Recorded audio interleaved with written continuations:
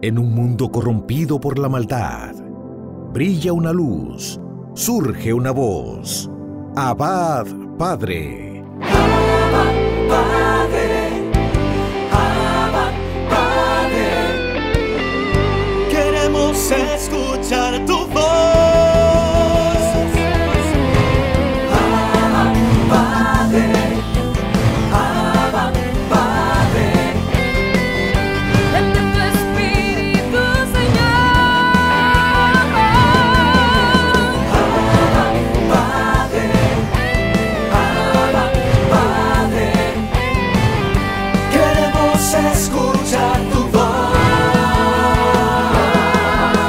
Y ya con ustedes, sus anfitriones. Bienvenidos, hermanos y hermanas, a este su programa Abba Padre Internacional. Qué alegría compartir con cada uno de ustedes en el nombre poderoso de Jesús, de llegar a tantas familias, a tantas personas que se encuentran en necesidad de Dios. Cada día tenemos que pedir que venga sobre nosotros el auxilio del Espíritu Santo. Hoy el Señor quiere manifestarse en tu vida. Hoy el Señor quiere hacerlo de nuevo. Recordemos las palabras del evangelista citando el libro de la Revelación, el Apocalipsis, en su capítulo 20, verso 3. Cristo está a la puerta tocando tu corazón. Y en este momento de misericordia, de amor y de llamado, yo te invito a que nos pongamos de acuerdo y no hagamos resistencia al llamado de Dios a nuestras vidas y pidamos al Espíritu de Dios que venga, que nos haga dócil, que haga de nosotros lo que Dios quiere y que nos ayude a ser adoradores en espíritu y en verdad de esa Santísima Trinidad. Bendito es el nombre de Dios. Espíritu Santo de Dios, ven. Ven, Espíritu Santo. Llena mi vida, llena mi ser. Acrecienta en nosotros el don del amor, la gracia del servicio, la gracia de bendecirte, de glorificarte. Ven, Santo Espíritu de Dios, el ayer ya pasó, te necesito ahora. Hermano y hermana, llama al Espíritu Santo y dile junto conmigo: ven, Espíritu Santo. Ven, Espíritu Santo, a mi vida. Ven, Espíritu Santo, a mi casa, a mi familia. Camina conmigo, habita en mi ser. Bendito y alabado eres, Señor. Gloria, gloria, alabanza. Te alabo, te bendigo y te adoro, porque tú eres santo, porque tú eres poderoso. Tú eres digno de gloria, digno de alabanza. A tu nombre sea la gloria. Gracias, Espíritu Santo. Gracias, Señor. Gracias, Jesús.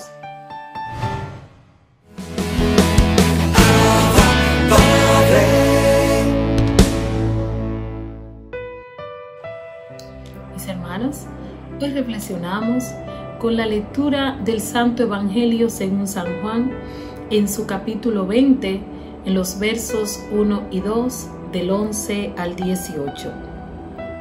El primer día de la semana, María la Magdalena fue al sepulcro al amanecer, cuando aún estaba oscuro.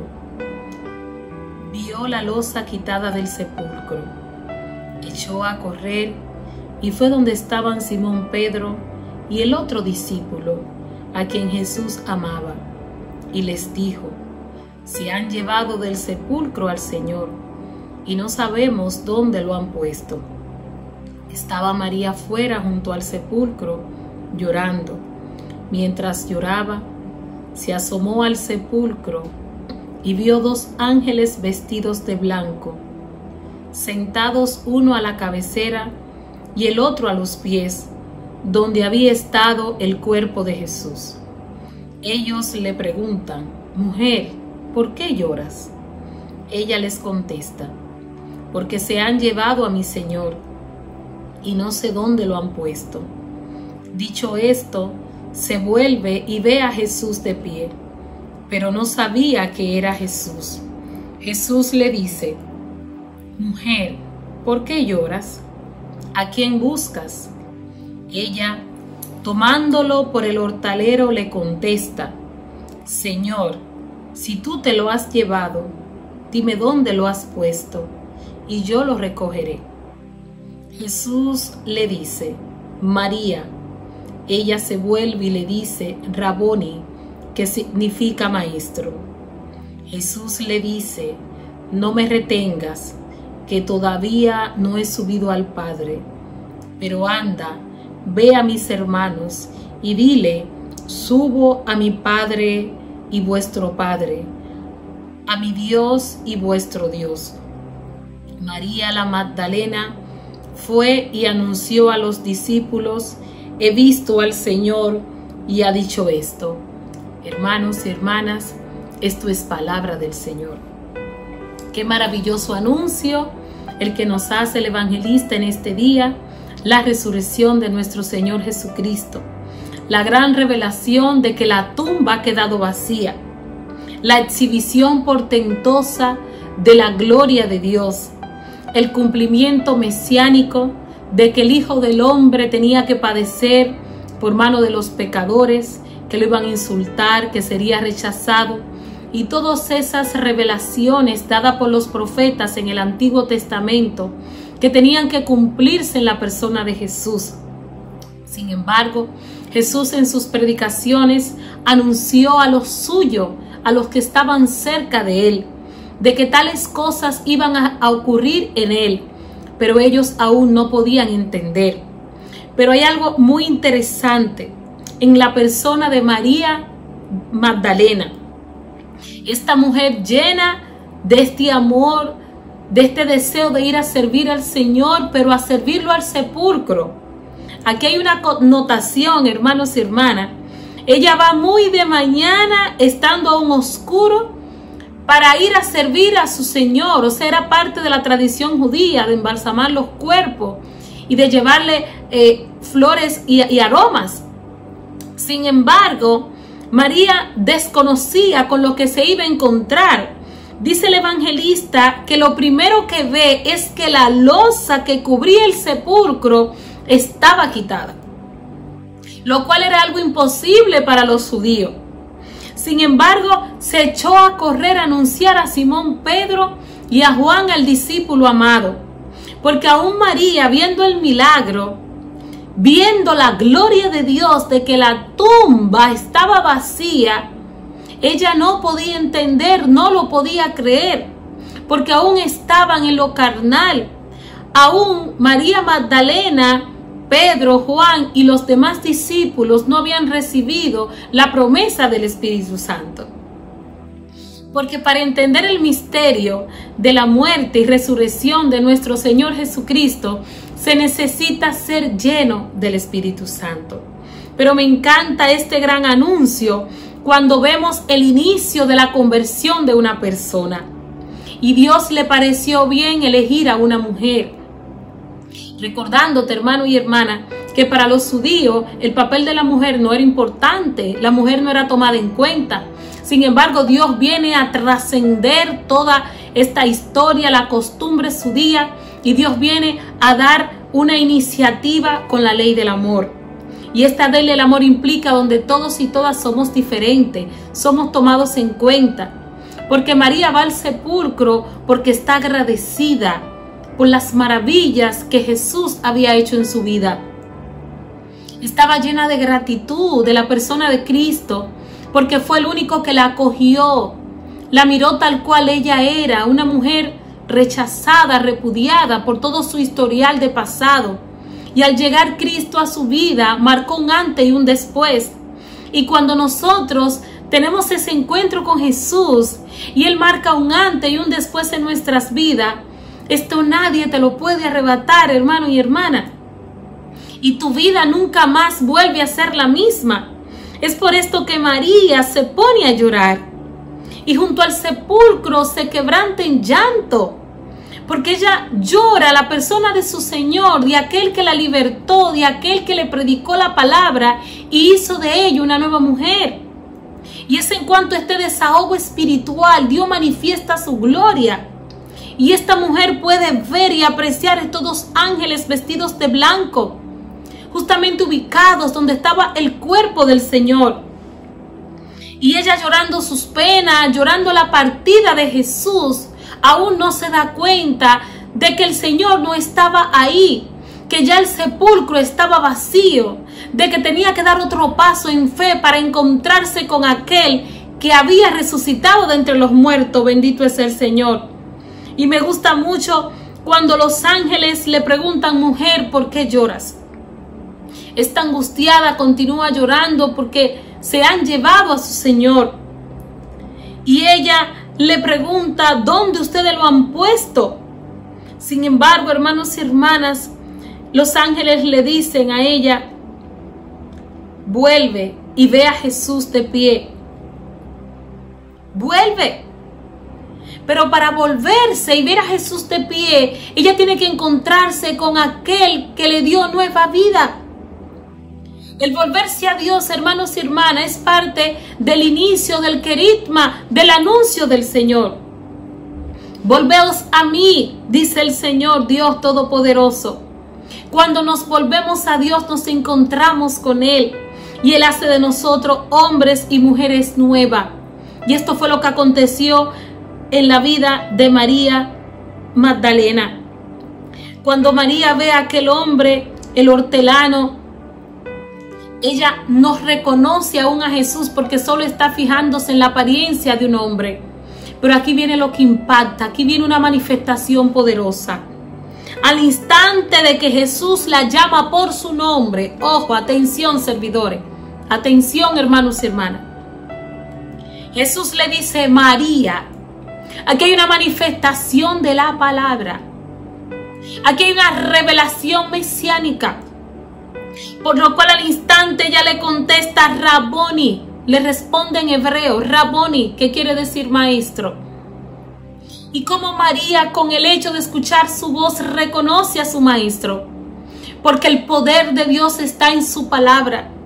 Porque en Jesús se cumple el gran anuncio de la perícopa de San Juan, capítulo 1, verso 1 y siguiente. Que al principio la palabra era Dios y estaba con Dios. Porque Cristo es el verbo de Dios encarnado. Es lo mismo, hermanos y hermanas, del Génesis capítulo 1, verso 1 y siguiente. Que el Dios desde el principio que creó los cielos y la tierra y que se movía y aleteaba sobre la faz de la tierra, ese mismo espíritu de poder y de gloria resucitó a Cristo de entre los muertos y actúa en él por el poder de la palabra. Y así como todas las cosas fueron hechas por el poder de la palabra, asimismo Cristo Jesús tiene esa autoridad, ese poder y esa majestad. Bendito sea su nombre. El Señor le da un mandato a María Magdalena: anda, ve y dile a mis hermanos. Y ese es el anuncio de la resurrección que tú y yo tenemos que anunciar y pregonar a todo el mundo sin importar la condición de vida. Tenemos que anunciar de aquello que hemos visto y oído. Nuestro Cristo es un Dios de vivo. Jesucristo fue a la cruz, sí es cierto, padeció, y todo lo que dice el profeta Isaías en el capítulo 53, esta revelación del siervo de Yahvé, este anuncio profético de todo lo que tenía que padecer sobre él se cumplió. Pero más adelante anuncian los demás profetas mayores que él iba a resucitar, que él no iba a quedarse en el infierno y que la tierra no podía retenerlo.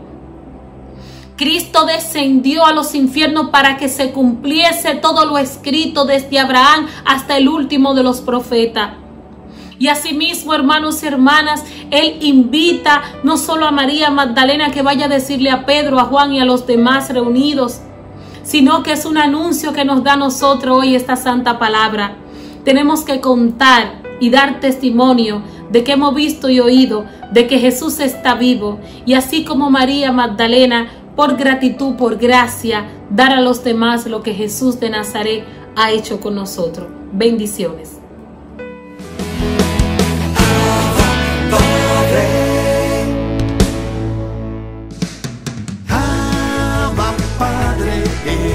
La revista digital disponible para ti, gratis y mensual. Búscale y comparte. comparte la revista digital Abba Padre con temas relevantes para una nueva evangelización con alegría y ardor. Abba Padre, el medio espiritual más completo, práctico y actual para apoyar, animar y difundir la obra santa de los evangelizadores hispanoparlantes de hoy. Gratis y mensual. Abba Padre, la revista digital.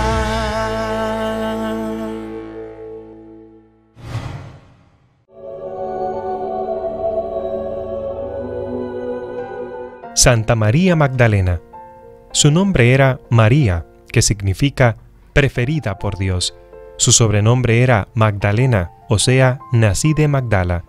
Una ciudad de la orilla del mar de Galilea o lago de Tiberíades. Esta mujer aparece 4 veces en el Santo Evangelio de la siguiente manera.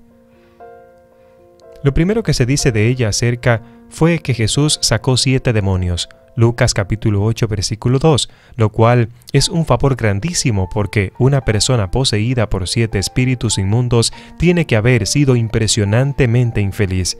Esta gran liberación obrada por Jesús debió dejar en Magdalena una grandísima profundidad, pero sobre todo una gran gratitud. Nuestro Señor decía que cuando una persona logra echar lejos a un mal espíritu, éste se va y consigue otros 7 espíritus peores que él y la atacan, y así su segundo estado llega a ser peor que el primero. Lucas capítulo 11 versículo 24. Eso le pudo suceder a Magdalena.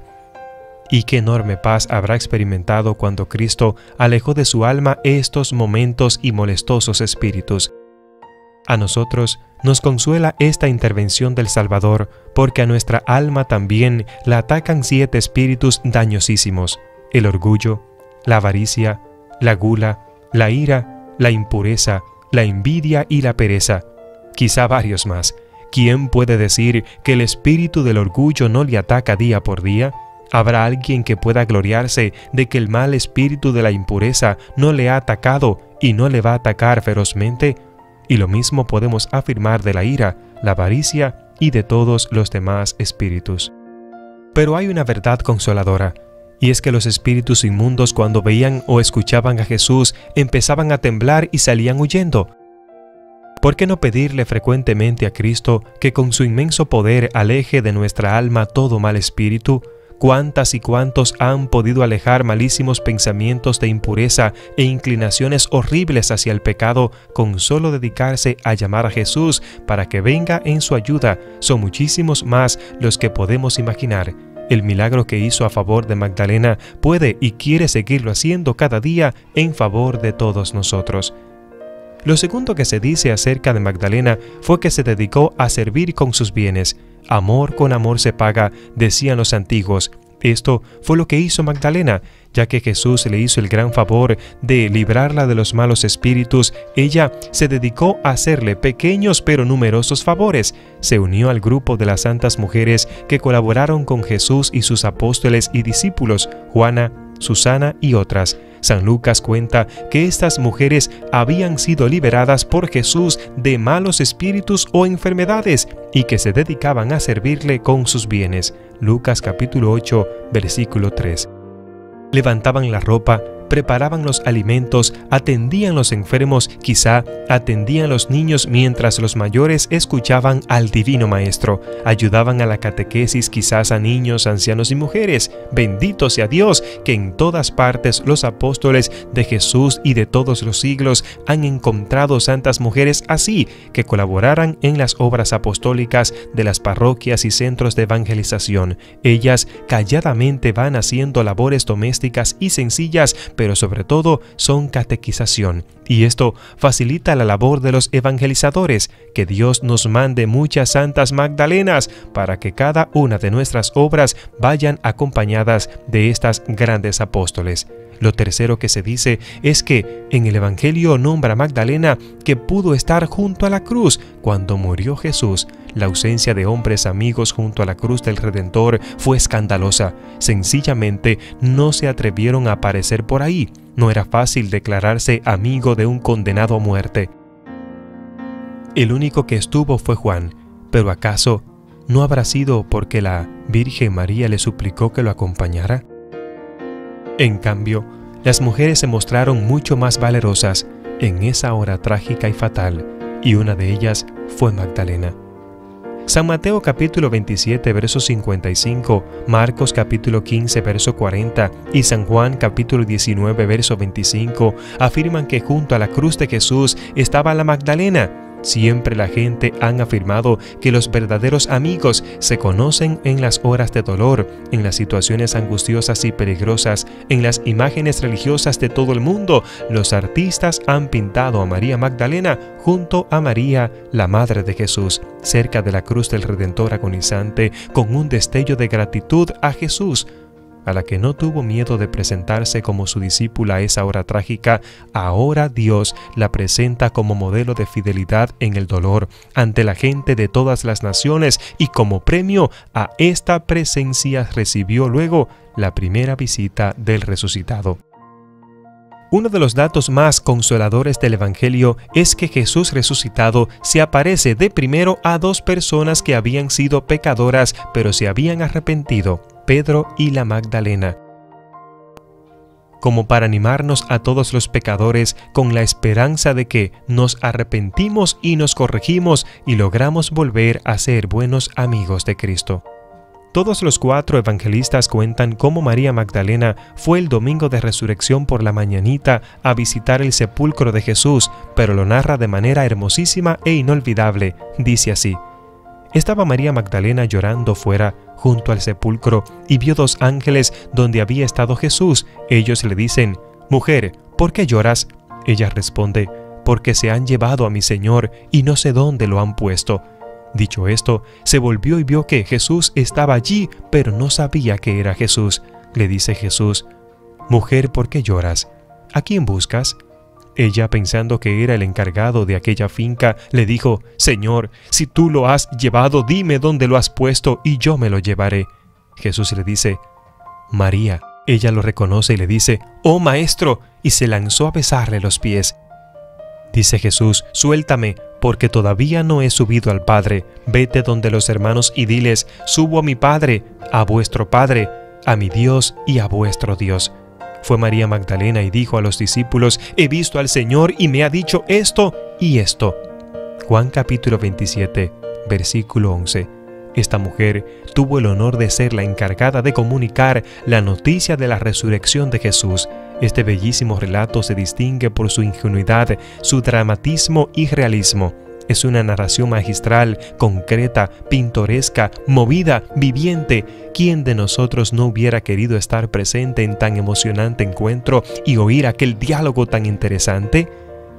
Un día no muy lejano, al salir de esta tierra hacia la eternidad, tendremos también el gusto de encontrarnos con Cristo resucitado en el cielo, y entonces Él nos dirá: «No me toques los pies, no me beses las manos, sino más bien, toma estas manos, bésalas, estréchalas, seamos amigos para siempre y por siempre».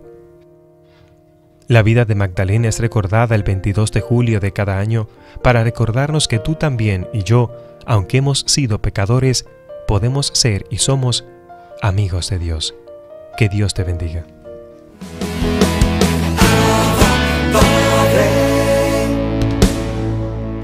Estamos viendo cómo trata la Biblia, en toda la Biblia, y de una manera especialmente escandalosa en el Antiguo Testamento, en los libros históricos, los libros sapienciales y los libros proféticos.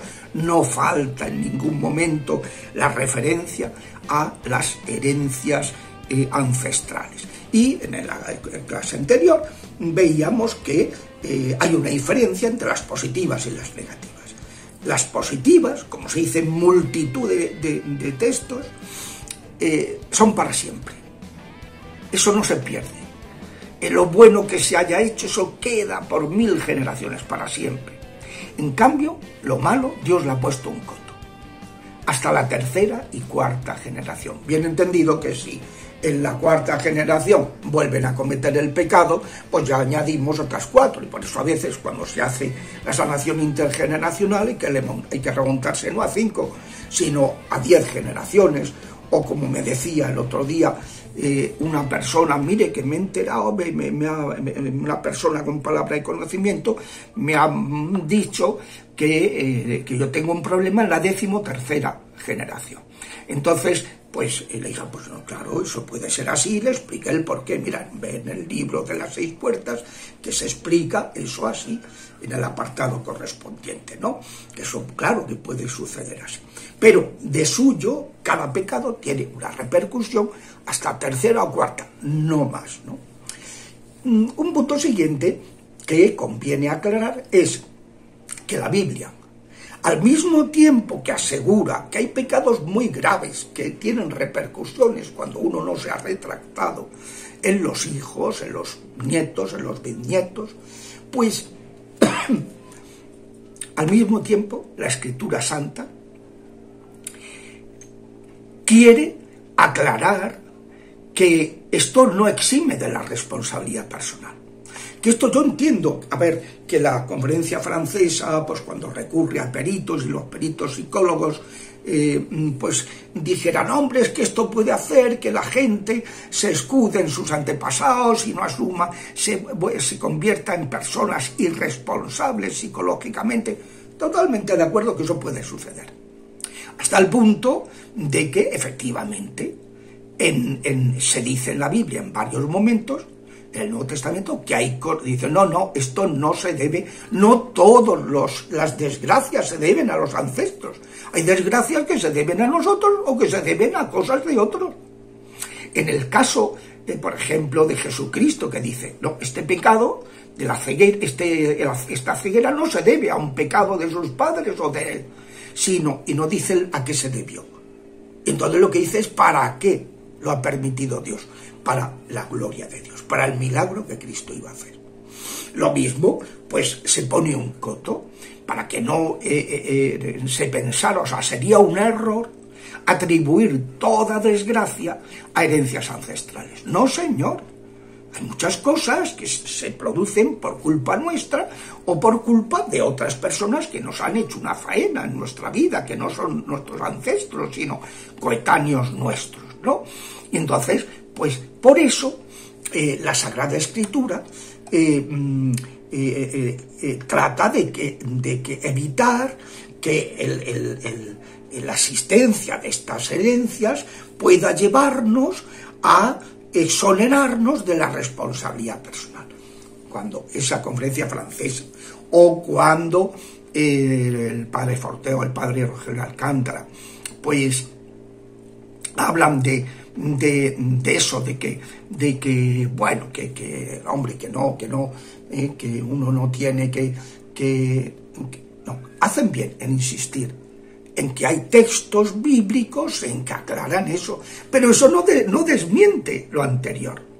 Ellos se agarran a decir, no, en el tiempo de Moisés, la postura de la Biblia es que sí que existen esas herencias, pero unos siglos después ya Dios las cancela. No, señor, está usted totalmente equivocado, porque, como acabamos de escuchar, Lamentaciones asegura que la existencia de herencias ancestrales, como dijimos el día pasado, nuestros padres pecaron y han muerto y nosotros ahora estamos cargando con sus culpas. Si es que era evidente que les había pasado eso. Pero ojo, no solo eran tus padres los que habían pecado, es que tú estás pecando también.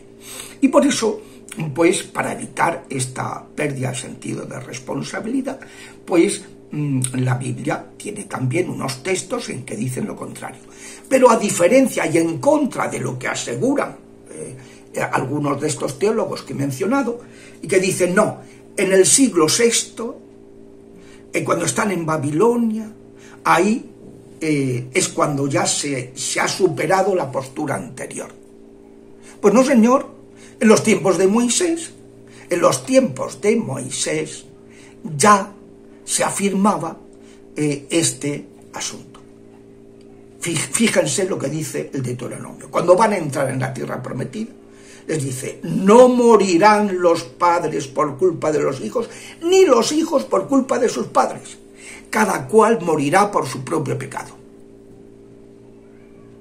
Es decir, están dejando muy claro, decía, ojo, aquí no os escudéis y os quitéis la responsabilidad personal.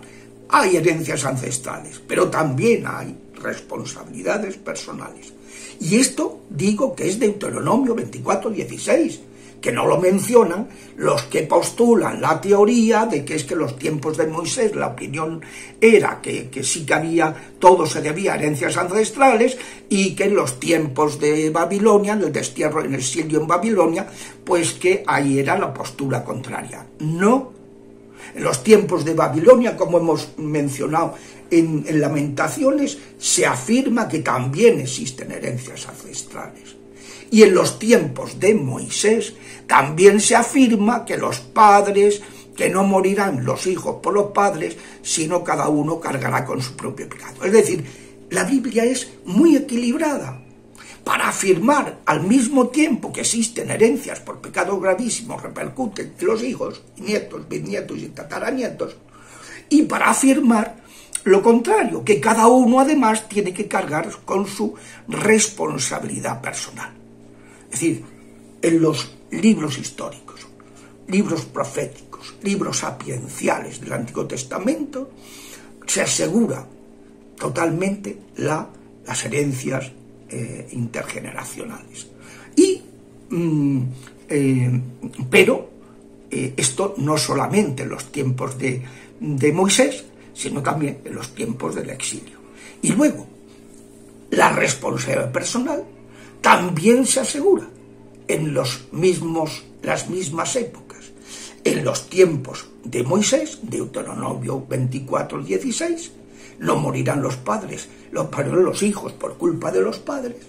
Y en los tiempos del exilio de Babilonia, Jeremías 31:29, Ezequiel 18:2 y 17:20, capítulo 18, versículo 2 y versículos 17 y 20.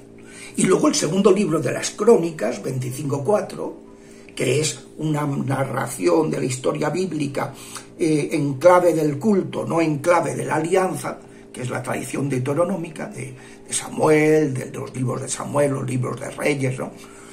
Pues de Éxodo, de Jueces, de Ruth.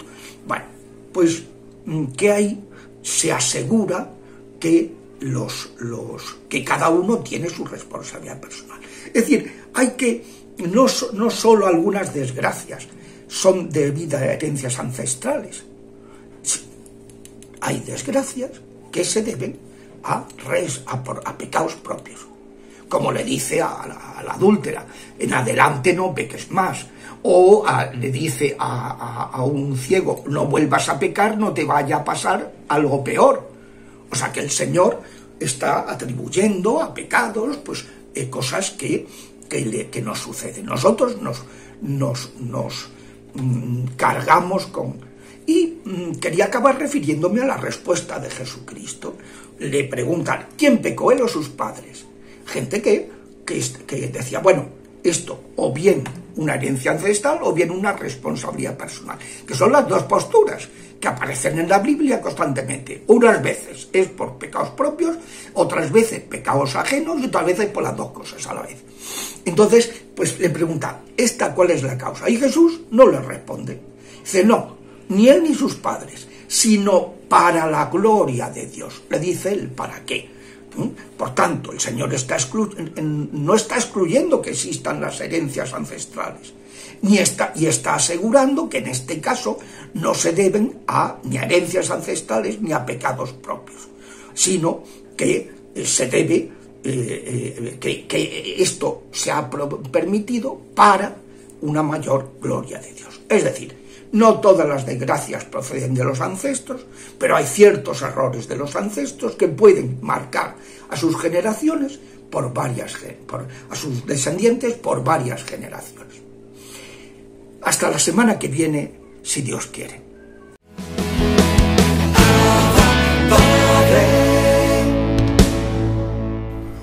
Aquí estamos una vez más en Momentos de Teología. El día de hoy iniciamos una parte del credo, en la parte donde hablamos de los misterios de la vida de Cristo. Saben, cuando estamos recitando el credo, creo en Jesucristo, su único Hijo, nacido del Padre antes de todos los siglos, Dios de Dios, luz de luz, Dios verdadero, engendrado, no creado, de la misma naturaleza del Padre, por quien todo fue hecho, que por nosotros los hombres y por nuestra salvación bajó del cielo y se encarnó por obra del Espíritu Santo de María la Virgen. Hasta ahí lo hemos tratado. Entonces luego el credo nos dice que Él fue crucificado, muerto, sepultado, habla de su pasión en su cruz, descendió a los infiernos, subió a los cielos y está sentado a la derecha gloriosa del Padre. Entonces hay una parte de la cual nunca se nos hace mención, tanto en los evangelios como en ningún otro libro, y es su vida íntima o su vida antes de ser pública, es decir, cuando él era pues adolescente o joven. Según los estudios, pues nos damos cuenta que él duró 3 años de vida pública, es decir, desde los 30 a los 33. Y que sobre su juventud poco se sabe, solamente tenemos unos datos de su niñez o de su concepción. Luego hay unos saltos inmensos hasta su vida pública.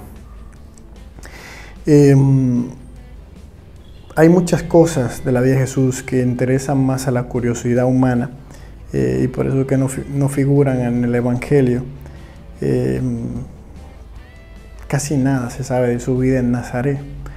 E incluso en su misma vida pública, lo que más nos comentan ahí los que estuvieron cerca de él, los evangelistas, es más para que nosotros, como dice en la misma Sagrada Escritura, para que creáis que Jesús es el Cristo, el Hijo de Dios, y para que creyendo tengáis vida en su nombre.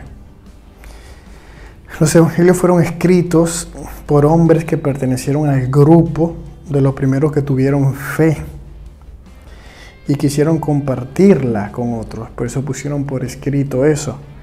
Y habiendo conocido por la fe aquel que es Jesús, pudieron ver y hacer ver los rasgos de su misterio durante toda su vida terrena, desde los pañales de su natividad hasta ese hisopo lleno de vinagre en la pasión, así igual su sudario en la resurrección. Por eso todo signo en la vida de Jesús es un signo de misterio, de su misterio. Y a través de sus gestos, milagros y sus palabras, se ha revelado que en Él reside toda la plenitud de la divinidad corporalmente. Su humanidad aparece así como el sacramento, es decir, es un signo e instrumento de su divinidad y de la salvación que trae consigo. Lo que había de visible en su vida terrena conduce al misterio de su filiación divina y de su misión redentora. Entonces, por eso ellos pusieron por escrito solamente esas cosas que nos podían acercar a la parte divina de Jesús. Hay libros por ahí, hay evangelios apócrifos, hay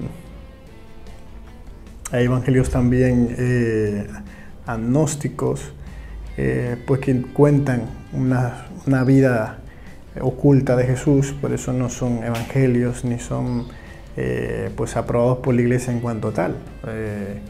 Hay una infancia ahí, hay una que habla que Jesús viajaba aprendiendo con otros maestros, hasta viajó a la India, o sea que esos son ya historias inventadas para dar algún tipo de relleno a los evangelios.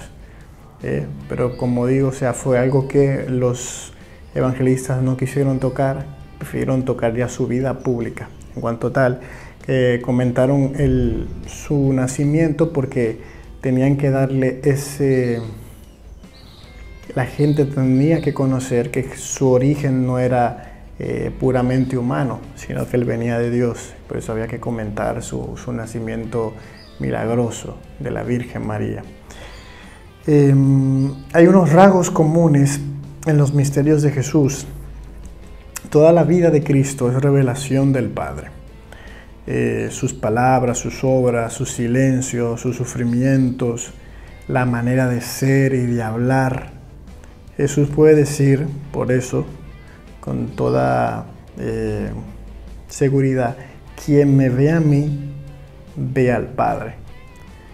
Y el Padre, por eso dice, este es mi Hijo amado, escuchadle. Nuestro Señor, al haberse hecho hombre, para cumplir la voluntad del Padre, nos manifestó el amor que nos tiene, con los rasgos más sencillos de su misterio. Por eso toda la vida de Cristo es misterio de redención. La redención ante todo no viene por la sangre de cruz, la sangre de Cristo derramada en la cruz, pero este misterio está actuando durante toda la vida de Cristo. Ya en su encarnación, porque haciéndose pobre, nos enriquece Él con su pobreza. En su vida oculta, donde repara nuestra insumisión mediante su sometimiento, Él se sometía a su padre y a su madre, aquí a su padre, como le llama la iglesia, su padre adoptivo, su padre putativo, y su madre, la que lo engendra, María Santísima. Tanto San José como María, Él estaba totalmente sometido a ellos. Con su palabra purifica a los oyentes, y en su curación, en sus exorcismos, por las cuales Él tomó nuestras flaquezas y cargó con nuestras enfermedades, y en su resurrección, por medio de la cual Él nos justifica. Por tanto, toda la vida de Cristo también es recapitulación. Todo lo que Jesús hizo, dijo y sufrió, tuvo como finalidad restablecer al hombre caído en su vocación primera.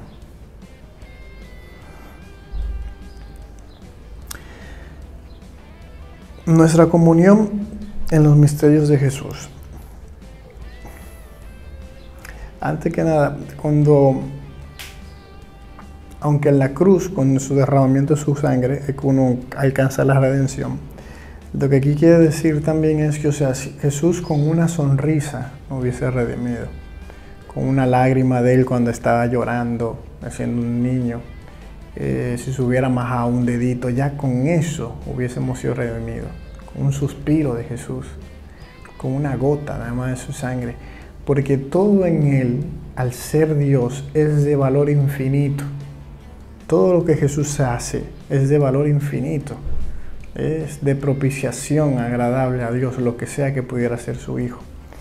Y por eso la necesidad siempre de que nosotros unamos todo lo que nosotros hacemos, sacrificios, oraciones, todo lo bueno que podamos hacer, a Él. Pero que cuando lo unimos a Él, entonces aumenta, porque si es por nosotros somos finitos, no somos capaces de agradar a Dios o de hacer algo, de que tener algún tipo de mérito, no hay manera. Él nos supera, en su grandeza, su majestad y su omnipotencia nos supera, pero unidos a Jesús, sí que podemos. Toda la riqueza de Cristo es para todo hombre y constituye por eso el bien de cada uno de nosotros. Cristo no vivió una vida para sí mismo, sino para nosotros. Desde su encarnación, por nosotros los hombres y por nuestra salvación, como dice el credo, hasta su muerte por nuestros pecados y en su resurrección para nuestra justificación. Todavía ahora mismo, Él es el abogado por nosotros ante el Padre. Y Él está por eso siempre vivo, para interceder por nosotros en nuestro favor.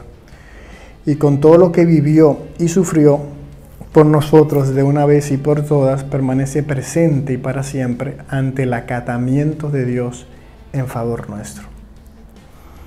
Por eso durante toda su vida Jesús se muestra como nuestro modelo.